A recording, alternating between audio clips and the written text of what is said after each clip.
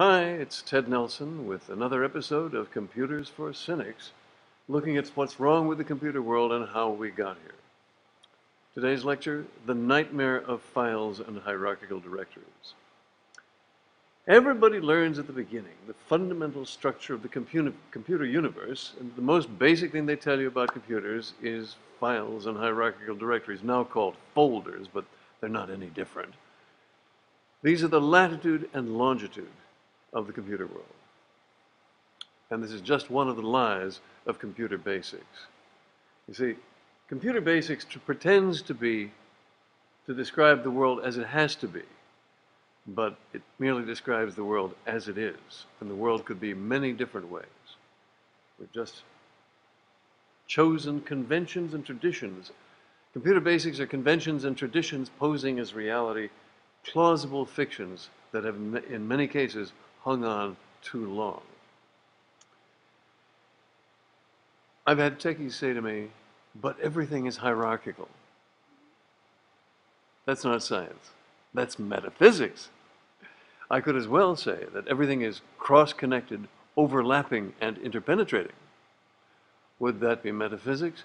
Not if I say people's lives are cross-connected, interpenetrating, and overlapping. People's projects and concerns are cross-connected, interpenetrating, and overlapping. So if that's the way people's lives and concerns and projects are, that is how we should be able to represent and manipulate them, isn't it? Okay. How we got here. The story of files. Well, how files began. Originally, in fact, at the turn of the century, in 1900, a digital file, was a box of punch cards. Punch cards appeared for the census of, I think, 1888. But this box of punch cards with a name handwritten on the front became a lump file in the computer with a name. Now, we don't examine this very often because it is assumed that the world is made merely of data lumps. Well, what about metadata? Metadata is what isn't in the lump. Now, it's all data. Why isn't it in the lump? Because it has not been convenient to put it there, because we don't have a mechanism for putting it there. But it's all part of the same structure. The file that has, the file lump has to have this other data to be used, to be understood. But that other data is given second-class status and put off somewhere else and called metadata. There's something, the lumps are no longer pure, and the boundary to metadata becomes foggier and foggier. These things should be represented a lot better. All right? Random facts about files. Paul Allen's the backslash in Windows directories was put there by Paul Allen for no particular reason. So that's had to be coped with. The dot suffixes, .exe, .jpg, and so on, appeared first in Windows, but then, because they were useful, went on to Macintosh and others, made the file names less readable, but there you are. What about the fact that you can't read Macintosh file names on a PC and vice versa, and that Unix and Linux doesn't allow spaces in file names? Well, that makes a problem for files coming from Windows and Macintosh, doesn't it? Well, they think that maybe Unicode will solve this. Don't bet on it. Okay, let's jump over to the story of directories. I go fast here, so not all the transitions are perfect. The story of directories and their hierarchy. I haven't been able to trace the exact history, but obviously directories began something like this.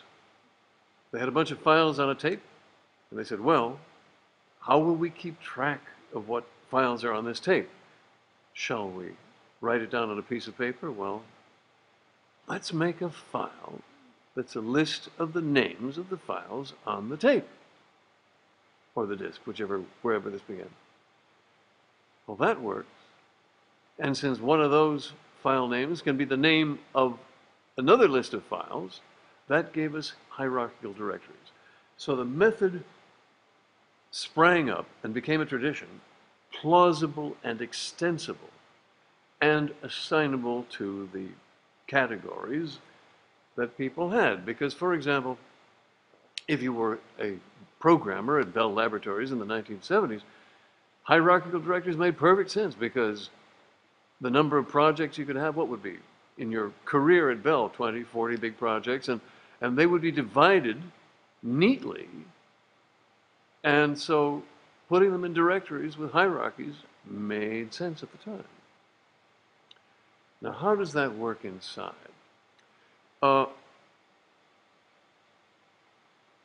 We can begin history anywhere, but let's say that the directory system became crystallized with a system called Multics in the mid-60s. Multics was a huge thing that didn't get a lot of traction, but its little child, its conceptual child, was Unix at Bell Laboratories, a small version of Multics, and the first practical, reliable time-sharing system that was essentially free to universities. They it would have been the standard for personal computers, but the Bell lawyers tried to charge $25,000 for it, and so that's not what happened. Okay, how did they crystallize the directory structure inside Multics and Unix? They said file name can be any length. It was a lie. They said directories could be stacked to any depth. It was a lie. But conceptually it was true that you could have any number of characters in a file name. It's just that you'd run out of space and not know it. And if you had directories too long, you'd run out of space and not know it. Okay, but in any case, they had a robust mechanism, provided you didn't overstep these unseen boundaries. And this robust mechanism was called the file system, which essentially began at Unix and has been standardized to this day, so that all computers have the same fundamental rules for file systems, but each file system, there are many file system types. For example, I have here a disk drive, a hard drive, formatted for Windows. It uses the NTFS file system, which is the best of the Windows file systems. And we have here a hard drive formatted for Macintosh, using the HFS Plus file system, which is the best of the Macintosh file systems.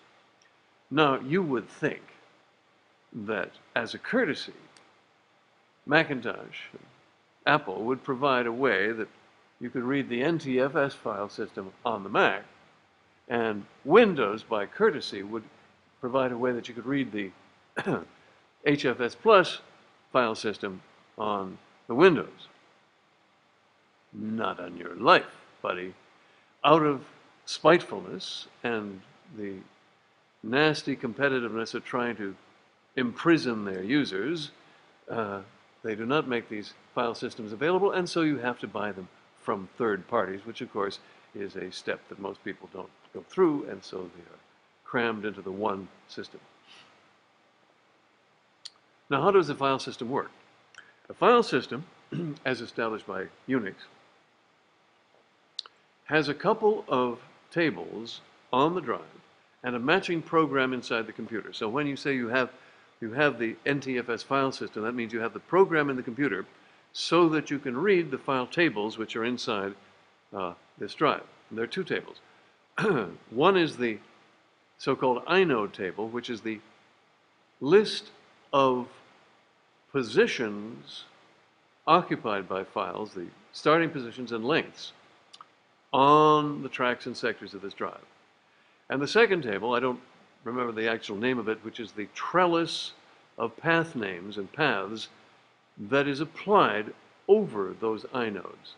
So that by manipulating those two tables, the computer can neatly separate the two functions of moving files around, copying files and deleting files, which it does through the overlay table of paths, and actually saving the files and reading them, which it does through the inode table, reached by the overlay table of paths.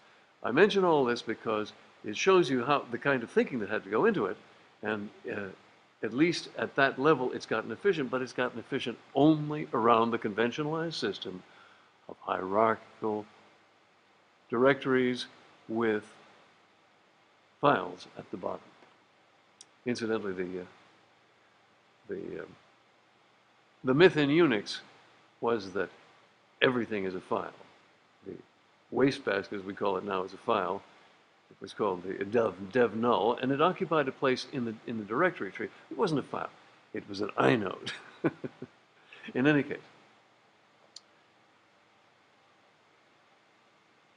there are several secret problems. One is that you can actually run out of inodes and the disk will be, quote, full, because you've got to put a lot of little files on it that don't remotely take up all the space, but the inode table is exhausted. That's almost one of the more benevolent issues. The worst issue is running out of space in the directory names or in the directory depth. So when a file is inside a directory, inside a directory, inside a directory, inside a directory, all of those names are concatenated in the directory table, and it can become too long, and then your file is lost. Now, there may be ways you can get it back out, for example, by taking out the inner directory with your mouse and taking out the inner directory of that. But jeepers, these are serious issues. So those are technical issues that are wrong with the world of files and hierarchical directories. Oh, and yeah, hey, what about your digital camera? That's got a little directory called DCIM, or digital camera images. And so that too inflicts on you mysterious names and mysterious places.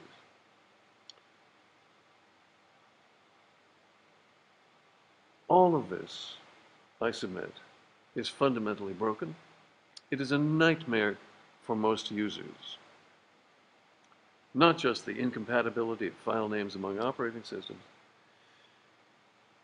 but there's no way to annotate files. How do you point out, for example, that a certain file is questionable? You can't put a question mark in the file name, at least not on Windows or on Unix, because it's a disallowed character. Why? Because it was used in the Unix command structure and couldn't be, therefore, in the Unix file system. Well, there are a lot of times you want to use question marks in file names because there are so many unknowns about what you have to deal with. That's just one. But there's no way to annotate, and it's dangerous to change the names of files, change their directories, because, of course, they may be referred to from elsewhere. You may have shortcuts to them. Now, what's a shortcut? It's a one-way pointer that can't be moved, that doesn't know it's connected, doesn't know if the thing it's pointing to moves. This is inherited from Unix. They call them hard links and soft links. They had two types, and neither of them allowed for the moving of files. It's impossible for most people to keep track of where they put things or what their names were.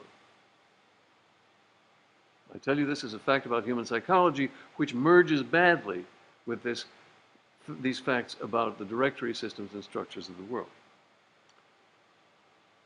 Backups become merely gnarly black holes of strange arrangements of the past, and we're stuck with data archaeology trying to understand what you've got there. I'm running out of time. Trying to organize your life and work, and that of your work team falls apart. How could it be different? Suppose we were starting over. The issue is controlling our work and understanding. Starting over from scratch is awfully difficult. And I wanted to read you a quote. See if I can get it in. There's nothing more difficult to take in hand, more perilous to conduct, or more uncertain in its success than to take the lead in the introduction of a new order of things. Niccolo Machiavelli. Thank you.